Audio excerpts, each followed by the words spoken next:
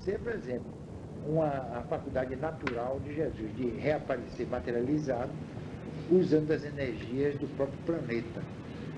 Aí fica difícil, porque a equipe que assessorava Jesus provocou isso.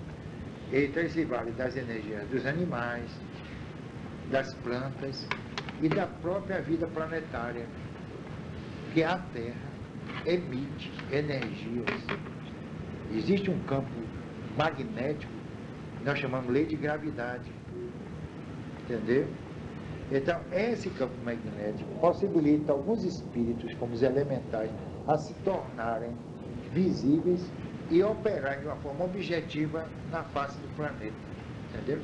Então, Jesus deve ter se prevalecido desse conjunto de energia para se manifestar materializado. Acho que não consigo também, no caso da escola, também não é espírito de menor interferência, no caso, quando o médico não conhece a língua, no caso. Mas acontece o seguinte, na xenoglosia, você tem um livro aí, A Vozes do Antigo Egito. Olha, compra esse livro. Foi a maior média de xenoglosia, não é? Rosemary, que apareceu na face da terra, inglesa.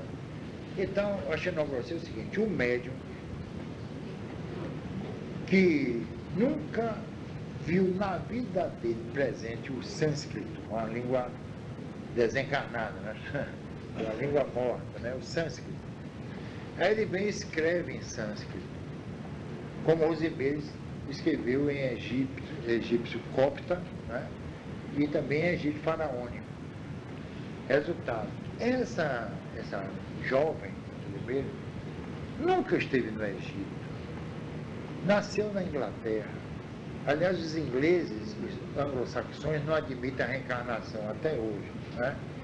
Então, alguns bolsões aqui e ali, né, que admitem mais, de modo geral, não se admite a reencarnação. Resultado, de onde veio essa sintonia? Pode ser de vidas Aí, né? resultado, nos registros mnemônicos, eu gosto muito dessa coisa, registros mnemônicos paligenésicos, há ali, né, assim, um bolsãozinho de conhecimento em torno daquela língua.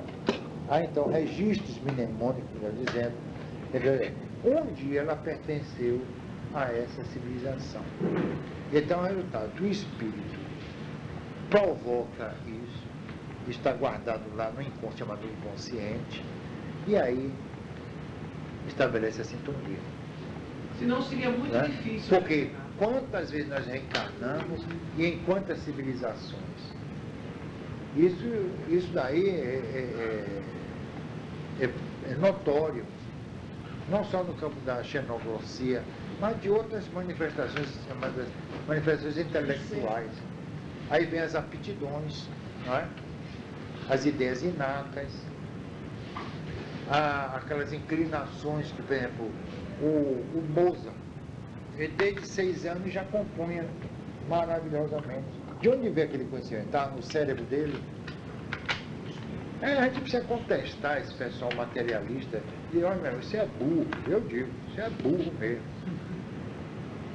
Você não estuda e fica falando besteira. Às vezes é medida intelectual, não é? Todo intelectual nega o espírito. É sinal de burrice. Por dizer, minha cara, onde estava aquele conhecimento musical de Mozart no cérebro dele? E por que o cérebro dele veio com aquela disposição? Hein? Com aquele conhecimento fantástico. Um dos maiores compositores, um dos gênios da música clássica, né? Erudita. De onde veio? Os gênios.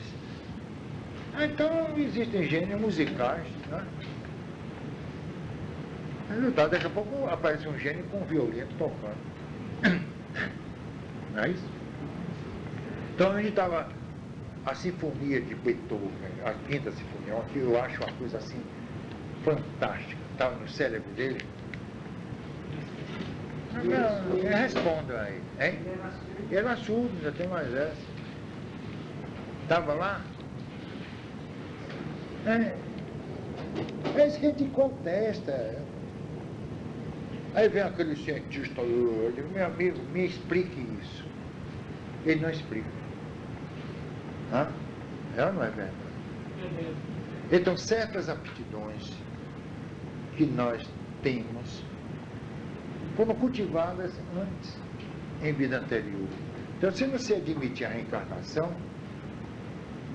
os pesquisadores vão ficar aí às tontas, porque não sabem como explicar. Ontem eu estava falando lá na regressão de memória. É uma coisa perigosíssima, a regressão de memória. Porque, na verdade, não se regride. Não há uma regressão. Porque os fatos estão ali, presentes. Então, nesse particular, não existe nem passado, nem presente, nem futuro. Porque no momento em que a gente faz o trabalho de regressão, como eu já fiz, eu vou acionar os dados, os bancos de memória do indivíduo, do pesquisado. E tudo está ali registrado. Então eu não vou ao passado, eu estou no presente. Agora, o que intriga é justamente aquela percepção pré-cognitiva, né? A pré-cognição. É perigoso por... Não, é perigoso porque a pessoa pode ser objeto de um obsessor. O obsessor tomar a frente e ficar respondendo ao pesquisador, coitado, como já aconteceu várias vezes. Porque, olha, o nosso psiquismo é ainda um enigma. Não adianta, porque, usam um remédio. O remédio inibe funções cerebrais, mas não afeta o espírito. Você vê em processos kármicos assim violentos, há indivíduos que vêm, né, com o cérebro afetado. O espírito não consegue se comunicar direito. Síndrome de Down e tal, excepcional, e aí por diante. Né? Certas deficiências no físico, no cérebro, o que acontece? Ocasiona a prova. Tanto que hoje em dia, os pesquisadores mais avançados, mais coerentes, eles não admitem o cérebro como topo de todo o processo do conhecimento e de manifestações, né, fisiológicas, né, psíquicas, mas o organismo como um todo que responde. Então, nem mais o cérebro que é considerado o topo do conhecimento, mas todo, não é, a estrutura física, tanto isso é verdade, que nas pesquisas feitas com Elizabeth de Esperança, em Madrid, na Espanha era inglesa, embora o nome seja aparentemente francês, mas era inglesa, ela se emancipava, aí vem a dupla vista, né, uma emancipação suave, e lia qualquer coisa pelo joelho. Podia ler pelo pé, pela sola do pé, nas costas, no cotovelo. Isso mostra que os sentidos se disseminam e não se particulariza como muita gente pensa. O tato, a audição, a visão, se particulariza quando nós estamos assim, em estado de vigília. Quando entramos em estado de transe, ele se generaliza. Tanto que quando a gente desencarna, os sentidos adquirem essa generalidade, certo? Só vê por qualquer parte do corpo físico. Isso quer dizer que não é o cérebro que está comandando a coisa, mas o espírito. Então, certas faculdades assim, anímico, mediúnicas ou anímicas e mediúnicas possibilitam, revelaram essa situação, esse processo. Agora, nós adquirimos, quando desencarnamos, já imanentemente em nós mesmos, isso é acionado, alguns outros tipos de sentidos. Por exemplo, da locomoção. Você pensa estar num lugar, você está num lugar. Da penetrabilidade. Você pode atravessar a parede. Da percepção. Você pode saber o que o encarnado ou o desencarnado eles estão pensando naquele momento. Então você adquire uma série de requisitos, de atributos, de faculdades que vão se juntar aos sentidos. Os sentidos nunca se perdem, pelo menos no processo de evolução em que nós estamos, em que nós nos encontramos. Porque você vai precisar dos sentidos no mundo espiritual. Repare uma coisa interessante. Observe. O espírito tem sentimentos, preserva suas paixões, suas preferências, gosto, tudo está ligado aos sentidos. Então nós não perdemos os sentidos. Por quê? É uma preservação biopsíquica para a próxima reencarnação. Porque se eu desencarnar e perder os sentidos, quer dizer, não é desmaiar não, perder os sentidos, aí resultado, como eu vou reencarnar? Não é? Então, por isso mesmo que no Brasil idealizaram uma coisa ligada justamente aos sentidos. Aí você vê as colônias espirituais, que podem até existir, eu nem contesto não, pelo amor de Deus.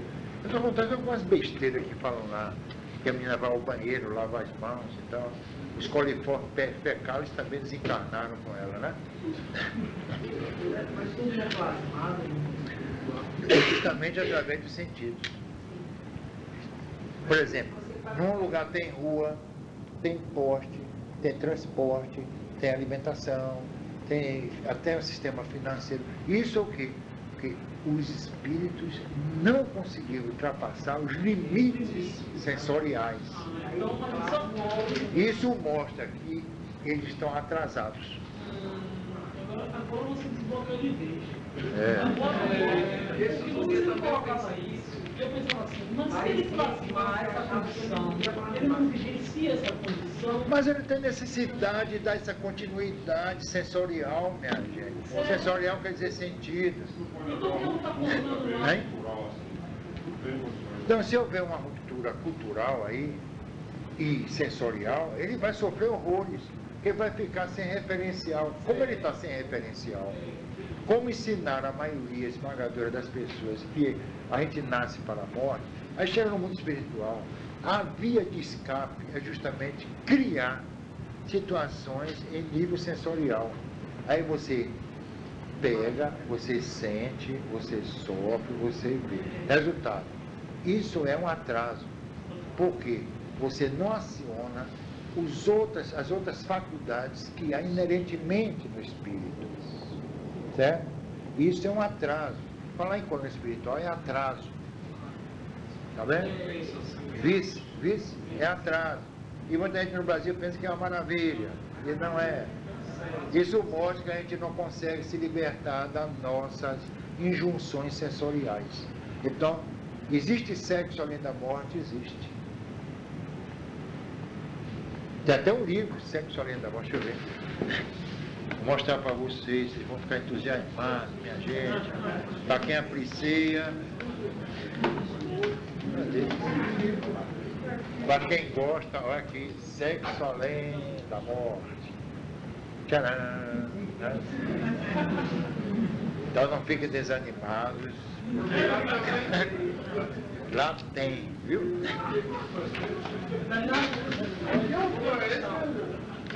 Esse é Ranieri, Rafael Ranieri.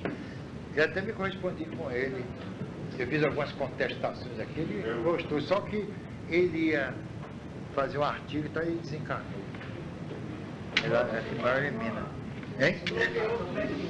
Hein? Pode ter, eu tenho. Então, resultado, o nosso sensório é que prevalece do outro lado. Certo? Sem os sentidos, nós poderíamos viver aqui.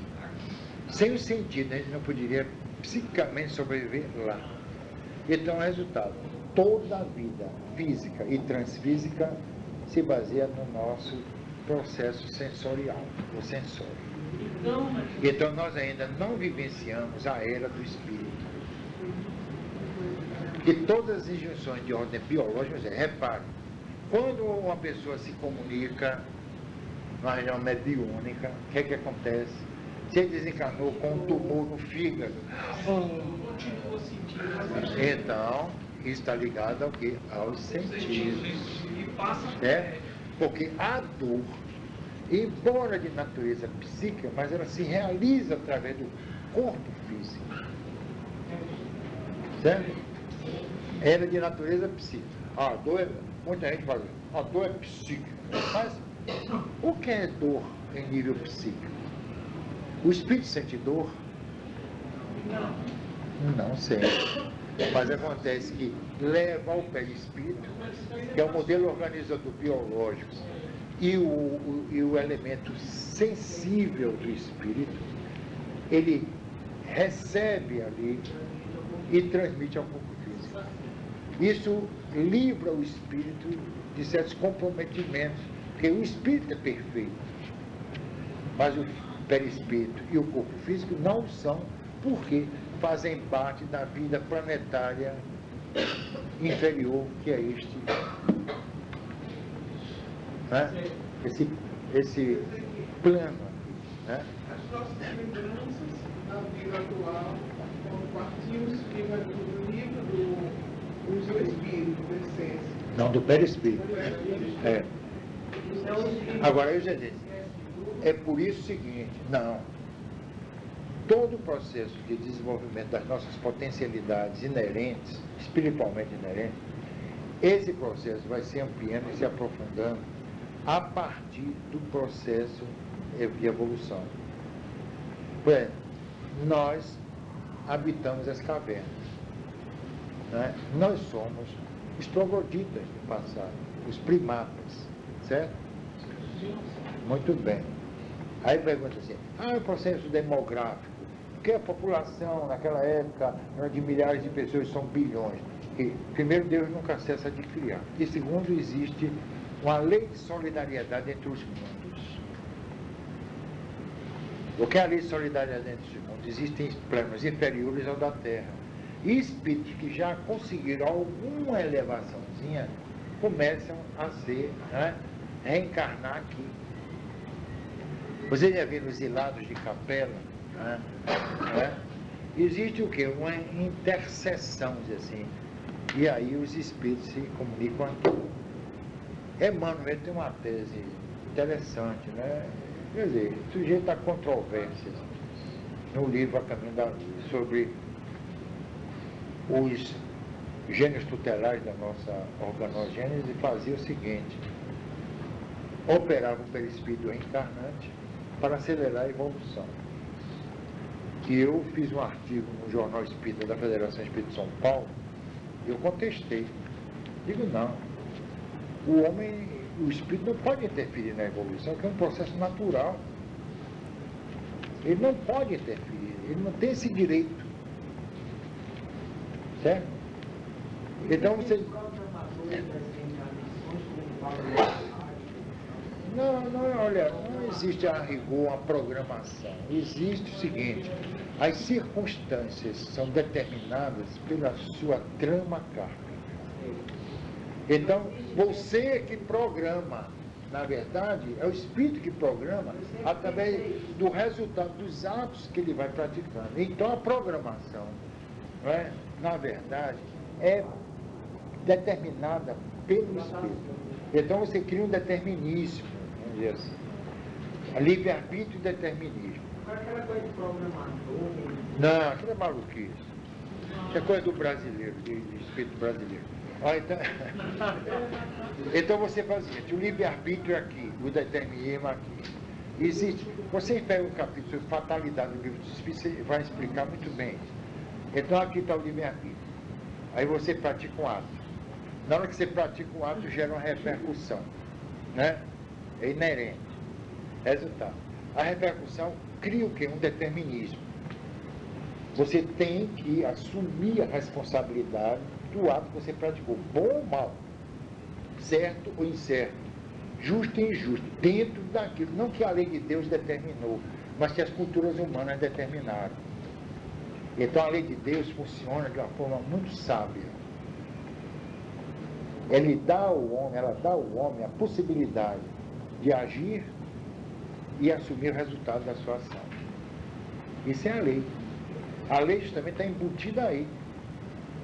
Então Deus nunca chegou a dizer, não matarás, não desejarás a mulher do próximo. Isso é patologicamente imbecil. Quer dizer que ela dá ao homem...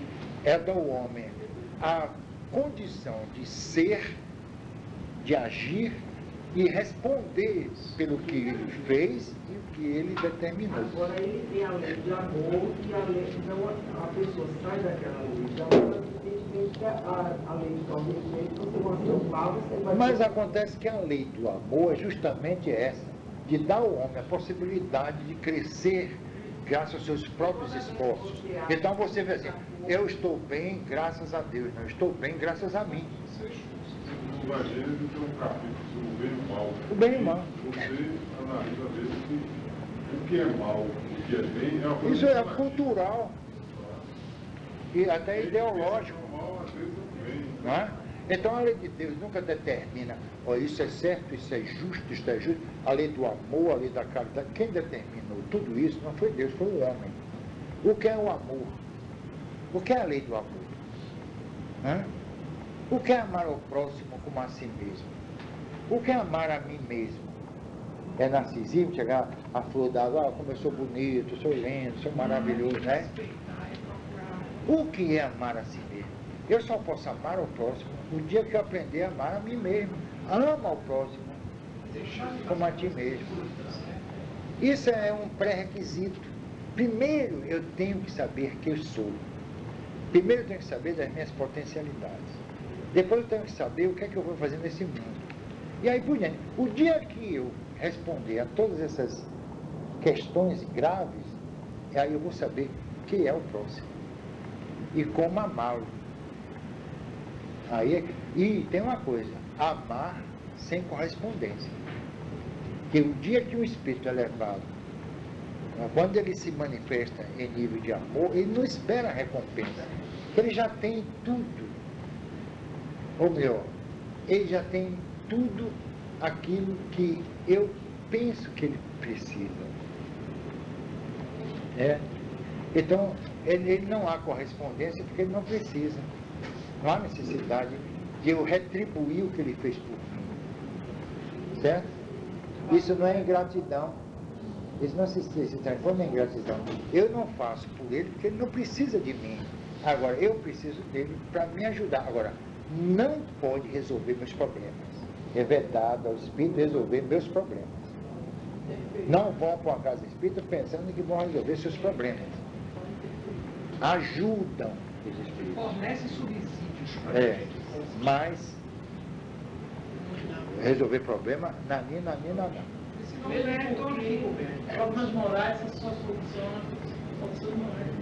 Não se resolvem com soluções. Isso foi Kardec que disse, na revista Espírita, a Hahnemann. Eu queria perguntar sobre o magnetizador. A última pergunta. Magnetizador? Na primeira página é isso mesmo. Na primeira página, segunda página tem isso. Olha, estude aqui o magnetismo. É o seguinte, o médico fascista, magnetizador, quando não tem os fluidos, eles dizem lá assim, depois de onde ele embaixo. Quando não tem os fluidos puros, observe primeiro. Você é o Denis que anda com é o Denis. Nesse ponto ele caiu do cavalo. Ele acha que só a pessoa que é pura que pode dar paz. Que não tem uma condução. Eu não vi espírito puro nenhum. Deixa eu chegar lá. Eu já sei por que o Denis disse. Não, tá. Eu vou perguntar a você. Sabe? Não, porque tem a... Sei. Olha, o problema é o seguinte. Esse negócio de fluidos puros e impuros. Sim, aí ele disse, longe de nós contestar, você tá vendo aí? Longe de nós contestar. O quê? Como nós somos aprendizes, ele diz que ele é aprendiz do Espiritismo, contestar o intuito da Lorena, de que haja pessoas no mundo de provas e expiações, pessoas puras, que possam ser espíritas e passistas, O que eu queria perguntar a você é o seguinte. O médio fascista... Vocês me possam contestar Leon Denis, né? Veja só, o médio fascista que ainda não se despojou Sim. de certos vícios morais e materiais, Sim. porque todos nós possuímos vícios, Isso. mas que eles são sistemáticos e Isso. persistem, quanto no e graves, e são graves. Certo? Exacerbados Gravíssimo, mesmo, né? é grave. Eu mesmo estou... E quando ele vai emitir um passe ao assistido, Sim. ele pode sofrer, digamos assim, a palavra, uma contaminação de fluidos. Agora está... Tudo está, quer dizer, está se transmitindo agora, né? Nessa transição, outra coisa. Infecção fluídica. A espiritualidade ele se interfere filtrando, observando a sintonia do assistido, ele observando a sintonia do assistido que está com a elevação para o alto, Alto. com os pensamentos.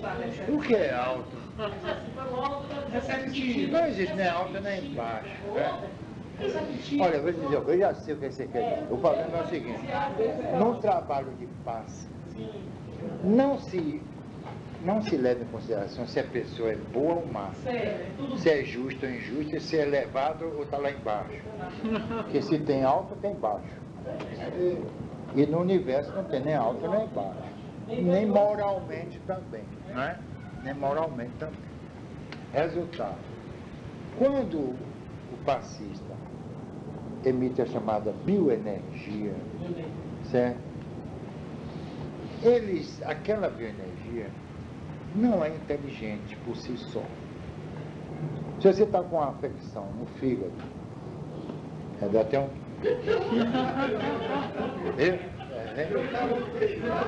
Cuidado, né? Aí, resultado, você injeta aqui energia. E tem uma coisa, quando a pessoa chega diante de você, passista, vamos supor que você... Peraí. Quando está com a infecção no fígado, aí vem o passista. Você passista não está sabendo. Principalmente aqui. Ninguém sabe de nada. Em outro centro vem a fichinha, a pessoa, olha, isso é motivo de mistificação. É um perigo. Bota na frente do médico o que o paciente tem. Aí o resultado, isso pode condicionar, né? Pode criar uma fraude. Aí o resultado, aqui você não sabe quem está ali à sua frente.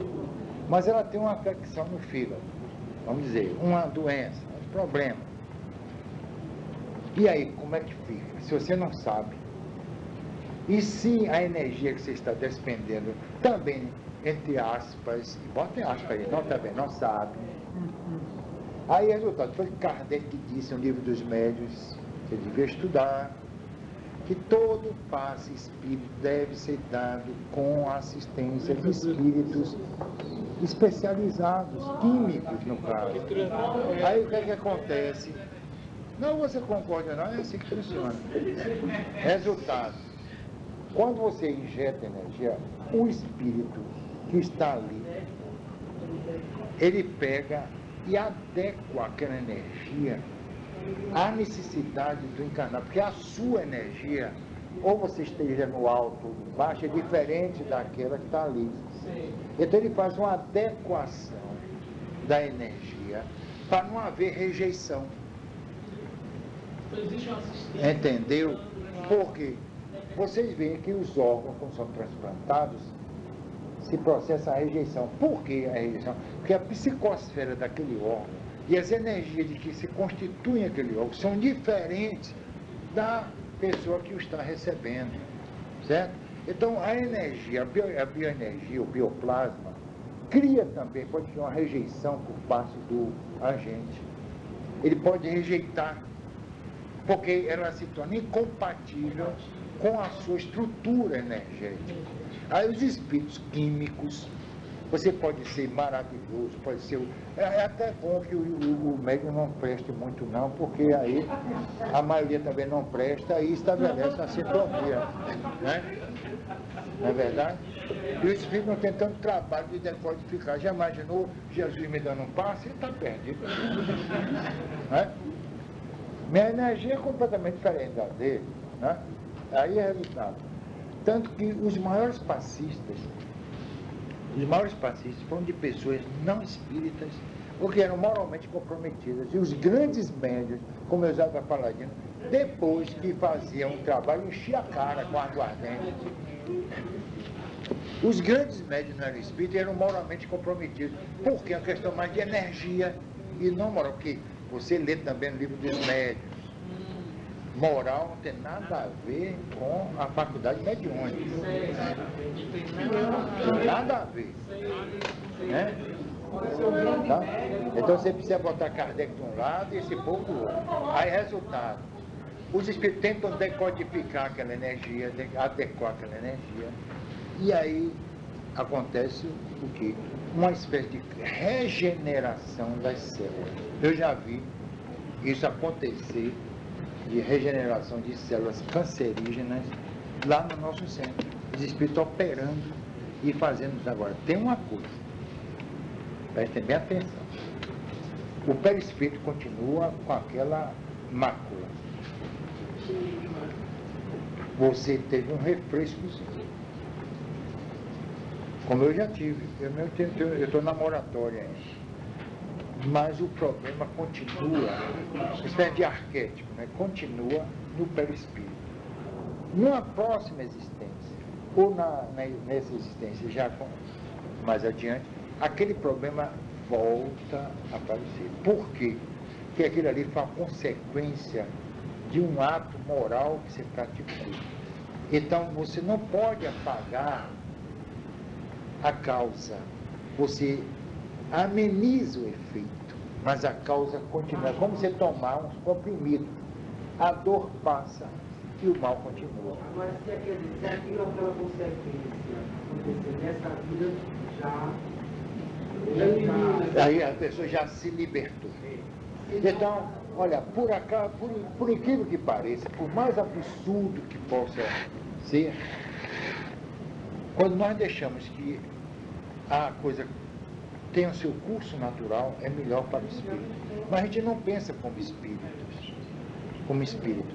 A gente não pensa assim, bom, eu sou espírito, um ser imortal, essa doença apenas está cometendo o corpo físico, não a mim, eu vou deixar que ela siga o curso normal. Mas acontece que existe um instinto de conservação. E aí nós criamos uma coisa chamada medicina, que vai aliviar o nosso problema. Mas isso não quer dizer que ela erradique, porque a causa é moral. E ela não pode ser erradicada por nenhum expediente, nem nenhum mecanismo, por mais avançada que a medicina esteja. Então você pode fazer um transplante de órgão, tudo bem, você vai prolongar a sua vida. Isso é justo? É natural? É. Mas existem implicações espirituais que a gente não pode descartar. Certo? Kardec afirma isso terapeuticamente, porque a causa moral há uma força moral. A afinidade fluídica e a moral fluídica, que correlação entre a interpretação psíquica? Existe uma correlação? Claro que tem, porque quanto mais você se moraliza, você tem que ter muito cuidado para não se distanciar da maioria das pessoas e não sofrer em função disso. Porque, e aí você vai influenciar toda a sua estrutura biológica. Por que isso? Porque a sua vontade, o seu psiquismo vai exercer uma influência muito grande no seu organismo e pode estabelecer até um conflito. Então você tem que estar psicamente sintonizada com o seu soma, seu corpo. Certo? Jesus não estava. Por isso que ele sofreu muito. Ele não estava sintonizado com você. O corpo de Jesus pertencia à esfera planetária. O corpo físico é uma extensão natural do espírito, que foi plasmado por ele através do perispírito. Então, espírito, perispírito e corpo são, na verdade, la même chose. Quer dizer, A mesma coisa.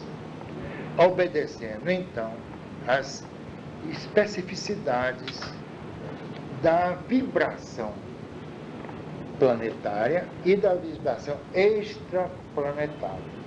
Então, o corpo está ligado à Terra. A ela, ele volta. Certo?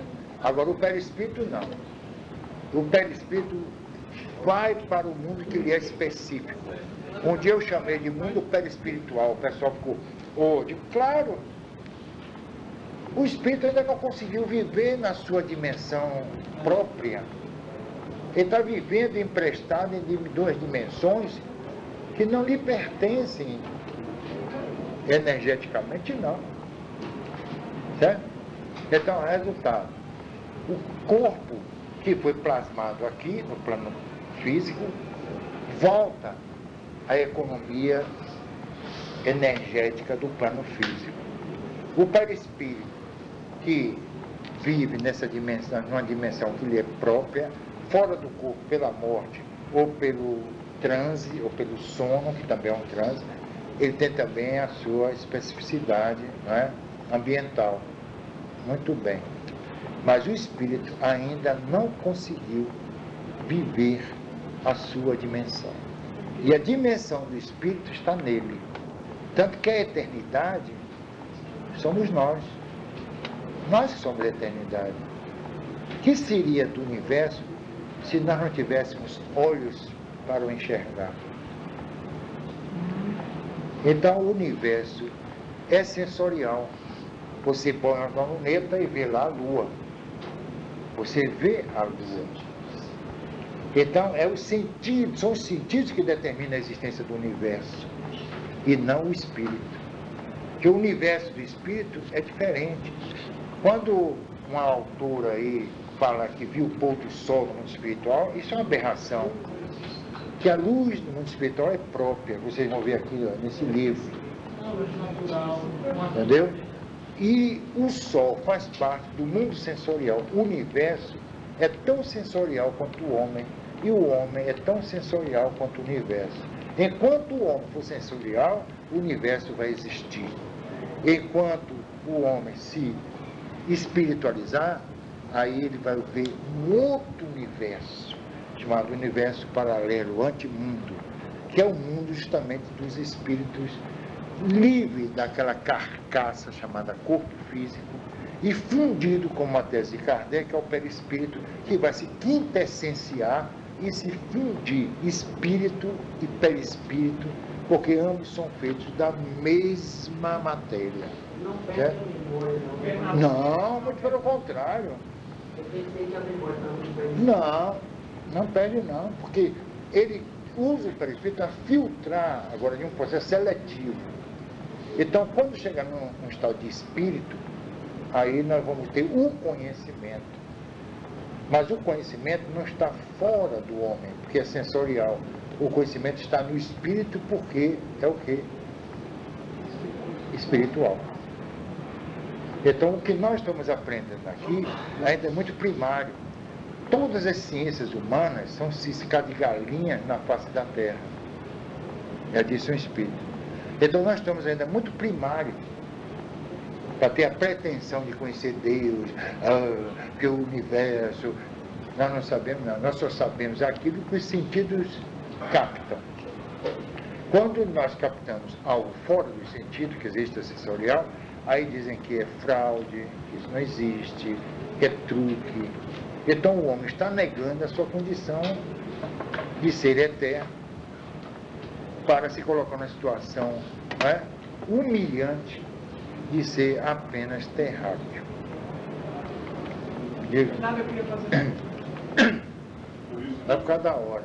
Os espíritos disseram a Kardec que a principal função do espiritismo é justamente o homem entender, ser evoluir moralmente. Claro. E aí essas coisas são completamente fora da. E Kardec mesmo disse que o homem é o alfa e o ômega, né? Quer dizer, o princípio e o fim. Ele é princípio e fim ao mesmo tempo. O fim é o princípio é o fim. Aliás, não existe nem princípio nem fim. A gente não pode determinar o princípio, nem pode estabelecer o fim. Nós apenas existindo, é um contínuo. Uma contínua existencial. Olha cada hora aí, viu? Já são onde? Vocês sendo isso aqui, não curam problemas. Não. E é onde fica a desobsessão? A desobsessão é um processo que nós temos um conceito muito diferenciado de obsessão. A obsessão não é para afastar o espírito obsessor. Nada disso. Tanto que eu particularmente acho que a obsessão, eu não dirijo a obsessão para o encarnado, mas para o desencarnado. Porque no momento em que eu ajudo o desencarnado, cessa a obsessão. Agora, o obsessor se melhora. Tanto que eu tenho lá uma falange de ex-obsessores me ajudando. Agora, ele pode deixar de atuar sobre o encarnado. E se conscientize, bom, eu não vou mais fazer isso é errado agora.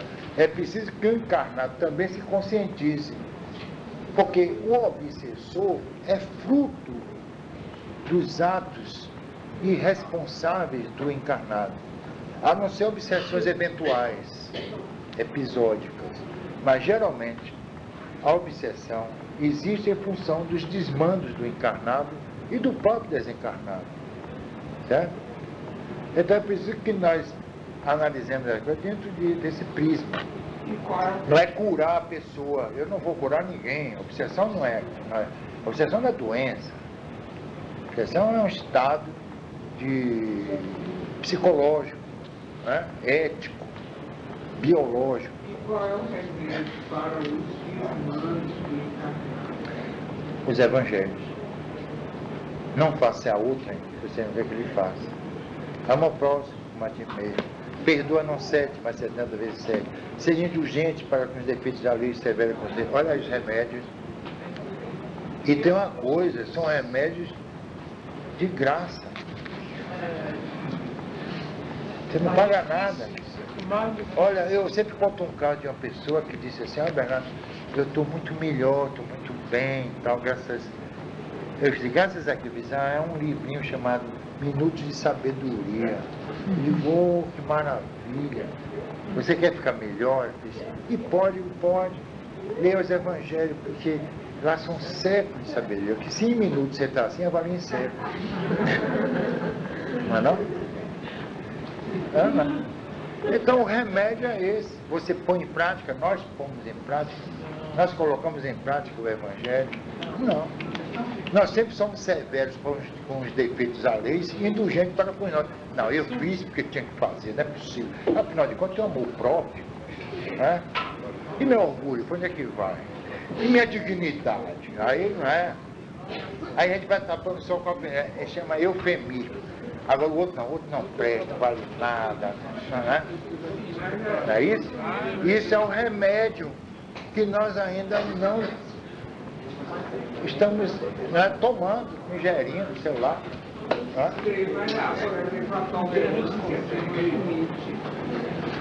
A tolerância, está dizendo que a tolerância tem limite. Claro. Tudo tem limite. Até o ato que gerou a tolerância. Porque a tolerância está de acordo com a intensidade do ato. É ou não é? O ato exacerba de tal maneira que a tolerância ele estabelece o limite da tolerância. Quem vai estabelecer o limite da tolerância é o ato, não é a pessoa. Porque se a pessoa pode fazer tanto que você, bom, eu tolerei, mas tudo tem limite, né? Então quem estabelece o limite das coisas são as ações, são o próprio ato, certo? Por isso que Jesus disse a cada um segundo as suas obras. Então, o que acontece? A ninguém será dado um fardo de ser maior do que suas próprias forças. Isso quer dizer o quê? Estabelecer uma paridade entre o ato e a reação. Quanto mais intenso o ato, mais intensa é a reação. Entendeu? Então, quem vai determinar a intensidade da reação é o ato. Quem vai determinar a intensidade da tolerância é o ato. Certo? Porque tudo tem limite. Nós já estabelecemos limites com a defesa, para dar vazão aos nossos sentimentos.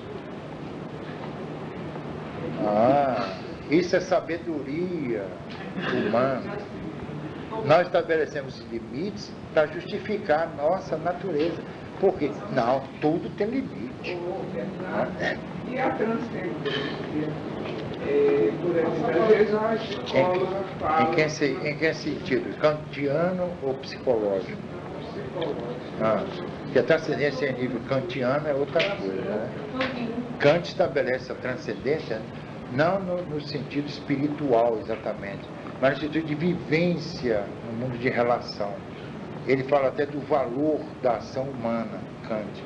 E ele escreveu 3 livros clássicos, né? É o valor da ação humana, quer dizer, é o Crítica da Razão Pura, Crítica da Razão Prática e a Crítica do Juízo. Se vocês estudarem isso, vocês vão encontrar o espiritismo lá dentro. Espiritismo ético, filosófico, né? Então a transcendência para Kant agora. A psicologia fala em transcendência em que sentido? Diga aí. Para ver se você está pensando. Quando uma pessoa se afasta de todos os gostos materiais e passa e abraça, vamos dizer assim, a determinada atitude que, entre aspas, é um espiritual.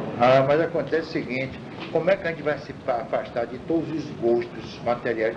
Eu não me afasto. Eu não tenho condição, eu vou ser hipócrita. Isso é palavreado, né, sem sentido prático. Isso é balela. Nós ainda estamos numa situação evolutiva que nós não podemos descartar certos sentimentos. Às vezes nós até precisamos desses sentimentos, mesmo negativos, para sobreviver. Porque, minha gente, o dia que puserem aí fora um ser puro, ele está perdido. Ele vai ser devorado. É o canibalismo social. É o canibalismo social, ele vai ser devorado. Então você precisa ainda ser o que é para vir a ser. Quando a pessoa se esquece de si mesmo. Aí vem a data de Éfeso, né? Quando a pessoa se esquece de si mesma. Esquece de si mesma, ela tá se perdendo.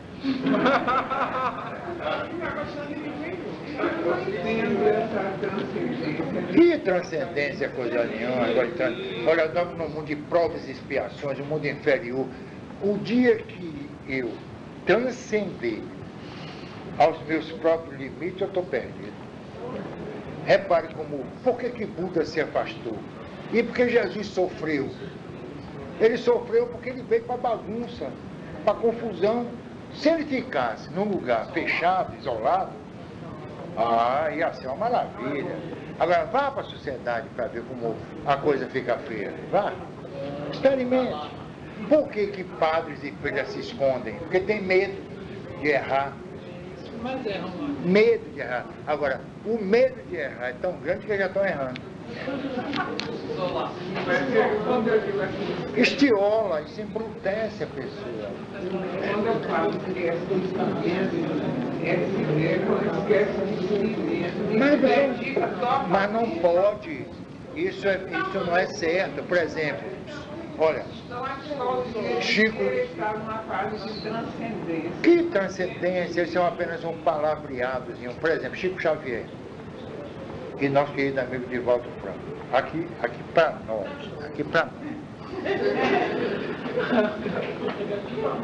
Me diga um livro que um dos dois escreveu. Então nessa vida eles se anularam. Queiram ou não queiram, admitam ou não, se anularam como gente, como ser. Então, eles se anularam em função de quê? De uma missão. Mas é preciso saber, minha gente, o que é missão. É isso que está. Jesus se anulou? Não. Ele chegou, vejam só, que exemplo fantástico. A mulher adúltera. Ele diz, quem estiver sem erro, atire a primeira pedra. Não é sem pecado não, que essa palavra pecado surgiu com a exegese. 8 séculos depois de Jesus, essa expressão pecado, viu? Ele nunca usou pecado. Quem estiver sem erro, atire a primeira pedra. Ninguém atirou. Aí porque ele disse, se eles não a condenaram, eu também não a condeno. Então ele também se colocou numa situação de não atirar a pedra. E aí agora, como é que fica? Cadê a transcendência? Olha aí, gente, tá vendo aí? Então, resultado, nós ainda precisamos ser assim, precisamos. Agora, precisamos ter consciência do que somos. Aí eu vou dizer, repetir, para vir a ser. Heráclito de Éfeso fala muito bem disso. Ésquilo, né? Ésquilo, nas suas Antígonas, fala, olha, de uma forma fantástica, o Sócrates, na sua Antígona, fala, é justamente a base do Espiritismo, é justamente a filosofia grega de Sócrates, de Aristóteles, de Ésquilo, né? O Adamastor de Éfeso é uma coisa fantástica, e se confunde com o próprio Jesus. O Cáucaso foi o Gólgota do Adamastor, e o Gólgota foi o Cáucaso de Jesus. Ambos sofreram porque se incompatibilizaram com a sociedade do seu tempo. Jesus sabia que ia sofrer, por isso que ele disse que não veio de moto próprio, veio de vontade própria. Por que ele ia sofrer? Porque os valores que ele ia jogar na sociedade iam entrar em conflito com o mosaísmo. Ele critica Moisés, ele não critica Deus. Vocês ouviram dizer olho por olho, dente por dente. Eu, porém, lhes digo. Então ele estava retificando, ele estava consertando Moisés, e não Deus. Senão ele estaria consertando o próprio Deus. Se Deus falava pela boca de Moisés, né? Então a gente precisa estudar muito e considerar o seguinte, ser realista. O mundo aí fora foi feito por nós. Se vocês têm alguma queixa, o culpado somos nós. Nós é que fomos culpados de criar esse mundo assim. Então, não põe a culpa nem em Deus, nem no diabo. Somos nós os responsáveis. Agora, nós queremos fugir daquilo que nós criamos, adotando determinadas posturas incompatíveis com aquilo que nós criamos. Nós temos que nos adequar ao corpo social como verdadeiras células. Não é só o seguinte, que está em metástase. Esse corpo social é canceroso. Nós contaminamos o corpo social com as nossas ideias, nossos valores, nossos pensamentos. Jesus disse, erra por pensamento, não foi? Então pronto. O adultério pelo pensamento. O adultério. Não. Hoje em dia o adultério nem é mais crime. Pode adulterar que não é mais não, viu? Tem evasão que não é mais crime. Então, se olha, nulo crime sine legis.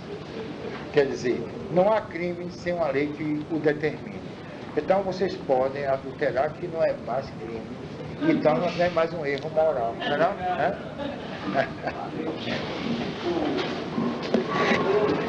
Agora até terça, viu? Terça tem